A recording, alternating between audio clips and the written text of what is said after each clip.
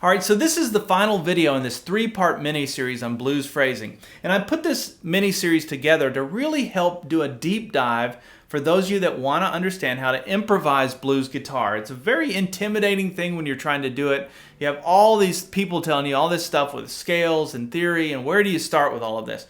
And so I started this lesson, and actually if you want to start this series, if you're seeing this out of context, you can go to activemelody.com, go to the weekly lessons page, and then do a search for 311. You can type that in the search box. That would be EP311. We started with that lesson, and we started with a very simple 4-note box that anyone can play, and I showed you how to play it in both the minor and major pentatonic scale. So we started with that. Then last week we built on that, and instead of it being in 2 different places on the neck, we put them all in the same area, becoming more efficient, and which gives you a lot more opportunity to play different types of licks. And so that's what we covered last week. Now this week we're going to take it to the next level, and we're going to be playing the chord changes. Now what does that mean, playing the chord changes? It just means that instead of being in the key of the song, so far all we've done is we've been in the key of the song. So we've been playing this blues in the key of A, and that means we've been playing either the A minor or the A major pentatonic scale, no matter what the chord is. We've just been staying in the key of the song. When you play the chord changes, you actually change the key or change the scales to match the chord.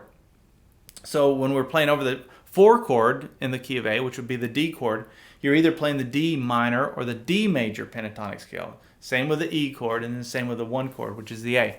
And so that's why a lot of people don't go that far with their playing, because it becomes complicated, or it can seem complicated. But once you get a few basic principles down, and I'm just going to show you a real basic way of looking at playing those chord changes in this video. But I think this will open up some ideas for you, and you start to see the neck in a different way. Once you see it in a different way, it changes everything. I'm telling you, most of playing is here. It's not in technique and sitting, and drilling yourself. It's seeing it in a different way. And when you can see it and hear it in a different way, it changes everything.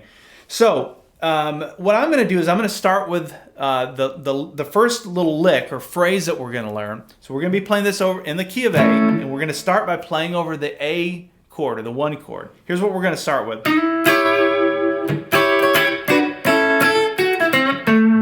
All right, that's our first phrase that we're going to focus on. Now that's pretty easy to play from a technical standpoint, and that should sound familiar. A lot of people, you hear that in blues all the time. Robert Johnson songs, Red House. It's just a common little 7-chord triad that's played. And the reason people do it is because it's easy. It's easy to find, easy to play, and it sounds really good. And so what I'm doing there is I've got my ring finger and my middle finger on the 9th fret, strings 1 and 3, and my index finger is on the 8th fret, string 2. Now that shape should look familiar to you, and that's because it's the D7 chord shape that you would learn in first position. We're just playing it up here. So that may be confusing already, like why would you play it there? Well, when you play it up here, it's an A7. And so when I'm always stressing the fact that you have to connect something back to a chord shape or something familiar, this is the reason for it. I like to connect that little triad back to your major bar chord shape. So I know how to see that A chord like that. I know that the 5th fret is my root fret. And I can just, even without playing it, I can see that it's going to take up these 3 frets. So I know in my mind, if I were to take these 3 frets, I skip this fret, and then I come up to here, I can play the A7 chord. Now that's just been my trick that I've used for years. Some of you may find a better anchor. Maybe you anchor it to a scale or something else. But anchor it to something so that you can easily grab that triad. So if I were to tell you to pause this video and play a G7 chord using that triad, you should be able to do that. You'd find your G chord and then find your G triad. Okay, so anyway, we're starting with that. And then I come down to here. So what is that? It sounds like Steve Cropper. It's got kind of that Stax record feel to me. That old R&B sound, and I love that sound. I use this all the time. So you've got this shape, and then I'm barring the first 3 strings here on the 7th fret, just playing these top 3 strings for all of this, and then down to here. Well, this is an A7 chord, and that's an A chord. That's just your A bar chord. It's just the top 3 strings of it, a little triad. So you got an A and an A. That's different ways you can look at it. I look at that as a B minor chord. So if you played a B minor like that, you're just playing the top 3 strings of it. And the reason that works is if you were playing the A major scale and you were using chords instead of just the single notes, you'd play it like that. So your 1 chord would be major, your 2 chord would be minor, 3 chord would be minor. So that's the background information, but in my opinion that you can almost throw that out now, because what's more important is that you can get at this whenever you want to access it. So if you're playing rhythm or playing lead, you've got these 3 triads, and you can see how they're all connected back to the chord shape. So now a good quiz for you would be just take that phrase, play along with that jam track that comes with the lesson, and do it over D. And do, as the chords change, try and find that lick and play that over the chords. But that's up to you if you want to go into that. So that's how we start this. And then, so that's the next thing. So that's the 7th fret 2nd string, 5th fret 2nd string, 5th fret 3rd string. So you can see that index finger covers both of those. And then ring finger goes down the 7th fret 4th string. Now what is that lick? Well, that's just the minor pentatonic scale, but starting with that note. And remember, we covered this last week, that note is in the major pentatonic scale. That's that little overlap, remember? Pattern 2 of the major pentatonic scale. So we're starting with that note. So that's what that whole phrase sounds like. Okay, now the song stays in the key of A, so I could do either the A minor pentatonic scale or A major pentatonic scale. I could play either one. I'm going to get a different feel, a different emotion, depending on which one I choose. But what I ended up playing was... So let's learn that. And you can see that's a mix of that minor and major. It starts with minor. And what I'm doing there is I'm actually playing pattern 5 of the minor pentatonic scale. Now we haven't covered that yet. Now I'm not going to belabor the point of the different patterns. But here's the lick. And you can connect it back to pattern 1 once you learn it. But we're going to start with by barring the first 2 strings here on the 3rd fret. And I'm going to do a hammer on to the 5th fret 2nd string. So I was down, up, down, down. And I got that lick from Robin Ford. I hear him using that quite a bit. And so what I like to think of is minor pentatonic scale pattern 1. I can see that fret is where my root fret is. So I just back it off 2 frets from there. So if I want to ever find that, I know how to get at it now. If you like the sound of that lick, you can use it. Okay.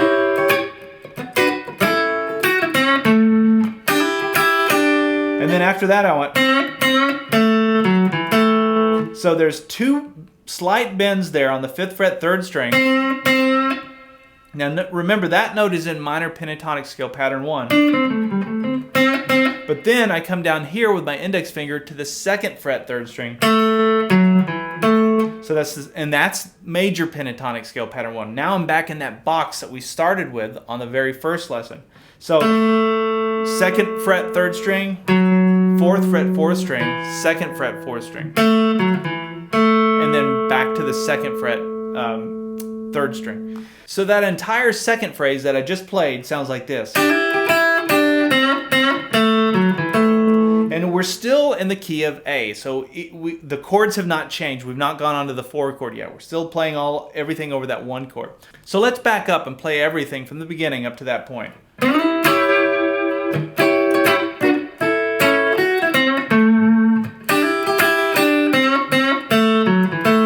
All right, now we're going to go to this part. You can hear right there, I landed on the note that's in the 4 chord. So when we go to the next chord, it's a D chord, and I landed on a D note there. But let me show you this little... I use this lick all the time. This will be a great takeaway lick because it's easy to play, easy to find. I started by sliding up to the 6th fret on the 3rd string, 5th fret 2nd string, 7th fret 2nd string.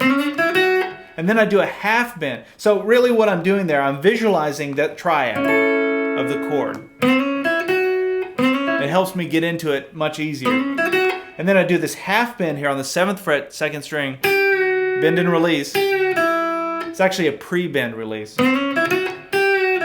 And then do the same thing on the 3rd string, which would also be on the 7th fret. And then we go 7, 5 on the 4th string, and then we come down to the 7th fret, 5th string, and then the 5th fret, 5th string. I had to think about that. So just a little box there. And you can see that's just walking right down minor pentatonic scale pattern 1. So backing up, we have...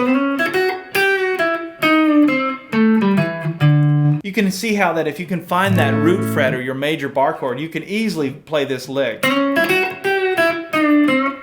And it sounds great to me. It's kind of bluesy, kind of country.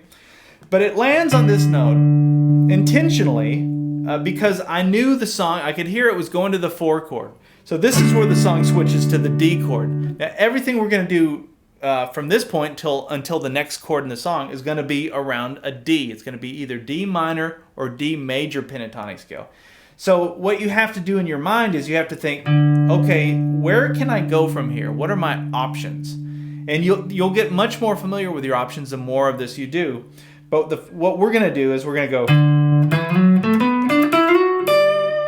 go, okay?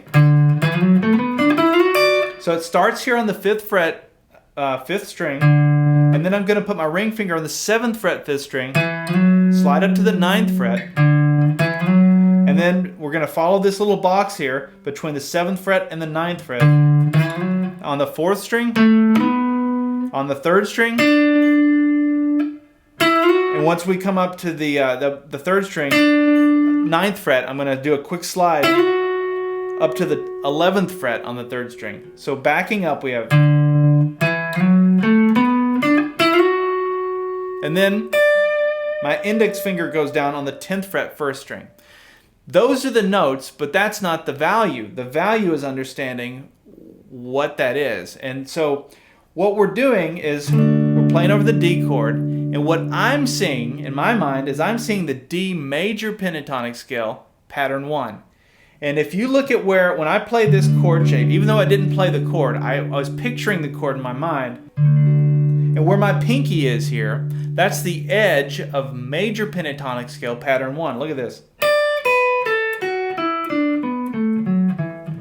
You can see how it butts up against that. So in my mind, when I was playing that lead,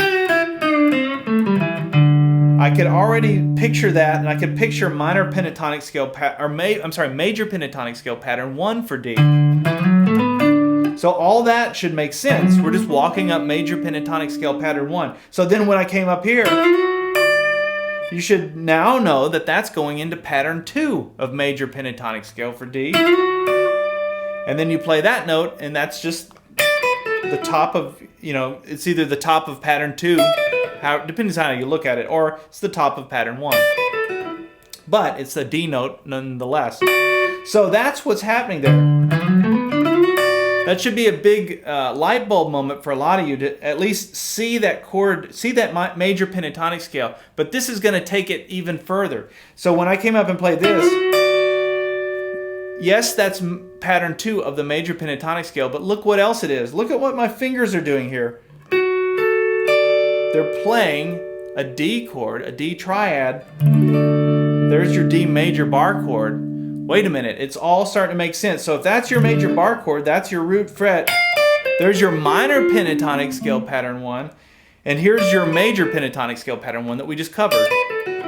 So when I came up to this, you could either look at it as you're in major pentatonic scale pattern 2, but more probably efficient way of looking at it is you're just playing the D chord. And once you're in D world, you can play. You can start playing D blues, you can start playing D country, do whatever you want in the whole D world because we're playing over a D. This is playing the chord changes, this is what it means.